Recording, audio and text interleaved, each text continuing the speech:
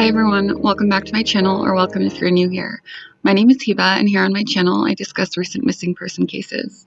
If you're into that type of content, go ahead and subscribe, I would really appreciate it.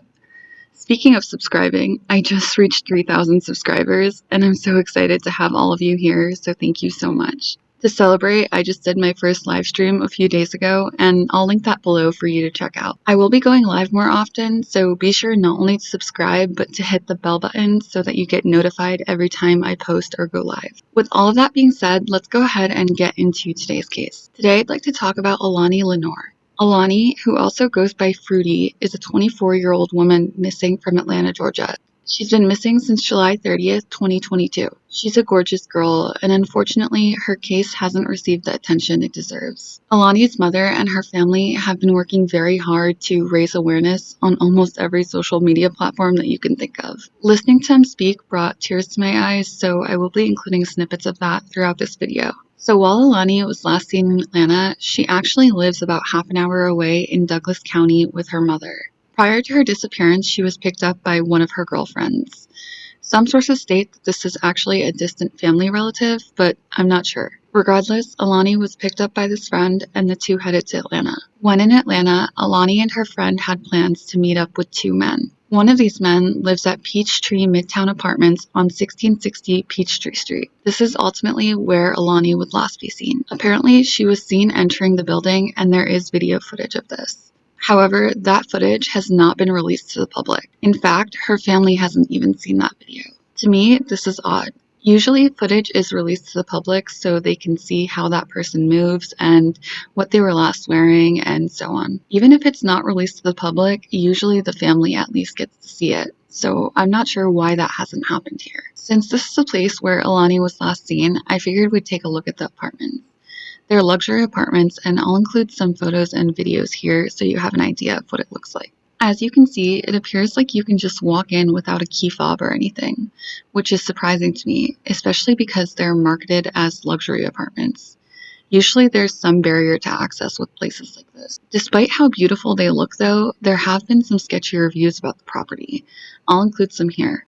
This one reads, "Please read if you are considering. I lived there for 3 years. We were robbed twice and they wouldn't let us out of our lease when we didn't feel safe after. We were robbed the day after a maintenance request. My Mac was not visible from the outside, but the following night my window was smashed in while we were home and they took my computer." Another review reads, "The apartment complex is not safe or maintained. Gates haven't been secured for months, and now a girl went missing. There's trash all over the complex. Maintenance is quick to come fix the small issues, but any large issues will take ages and a lot of effort on your part to resolve." This last review reads, "Units are reasonably priced, but lots of hidden fees and utilities are overpriced. Someone went missing in the complex and has not yet been found. A bullet came through our window. Management is horrible at communicating." As far as we know, Aulani entered the apartments and never left. So like I said, Aulani and her friend were there to hang out with two men. It's not clear whether her friend knew these men or if they were all just meeting for the first time or what. However, it's rumored that the two men are Diante Reynolds and Stephen Oboite. Based on the information that I could find, both these men have a criminal history. Diante was arrested in December of 2020 for possession of a weapon as a convicted felon.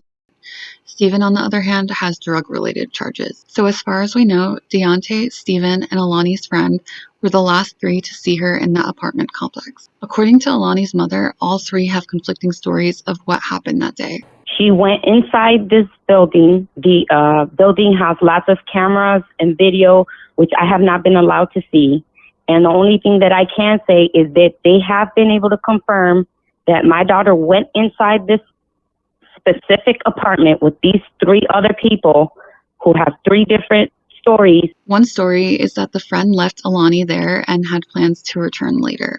It's not clear whether the men left with the friend, leaving Aulani all alone in the apartment, or whether one stayed behind, or what happened here. Another story given is that Aulani wanted to stay at the apartment for some reason.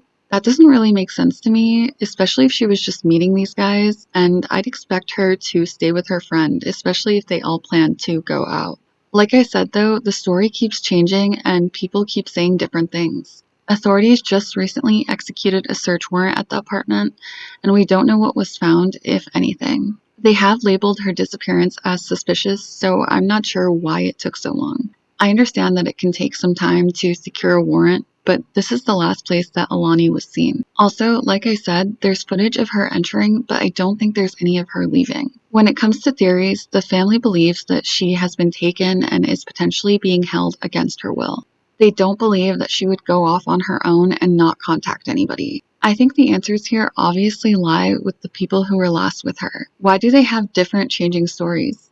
I understand that people have different perspectives and have different accounts of what happened, but their stories shouldn't be drastically different at all. Did her friend leave to go somewhere only to come back and find Aulani gone? Did she potentially set her up? Did an accident occur while they were all there and they're too afraid to come forward? Obviously, they know more in my opinion. This is the second case in a row that I'm talking about where someone leaves a friend behind somewhere, like in the Kylie Rodney case. Obviously, I'm not blaming these friends if they had nothing to do with it, but you owe it to your friends to try to make sure they're safe. So don't leave them behind if you can help it. This goes for everyone, but it's Girl Code 101. Like I mentioned earlier, Aulani's family and friends have been working so hard to raise awareness and to bring her home. They've created an Instagram page called Finding Fruity and have been very active there. We're looking for you. We're never going to stop saying your name, Allahnia Lenoir. We will not stop talking for you. We will not stop fighting for you or any of these other little girls that are coming up missing. These women are just leaving black, brown. You're not saying anything about them, but guess what? We're not going to stop here. We're going to continue until the city speaks up and says that they are not going to allow for our children to come up missing, even if they are adult children. Our sisters, our mothers, all kind of women are missing from this city. Everybody knows that this city is a capital for trafficking, and ain't nobody out here saying anything. So therefore now, this is our life's mission to continue to speak for not only you, baby girl, but we know that when we find you, you're going to talk for other people too. Yes. You're going to show up because this is who you are. Look at all your family and friends. We're here, baby, and we ain't going to stop. Thank you so much, sir. Thank you. God bless you. Thank you.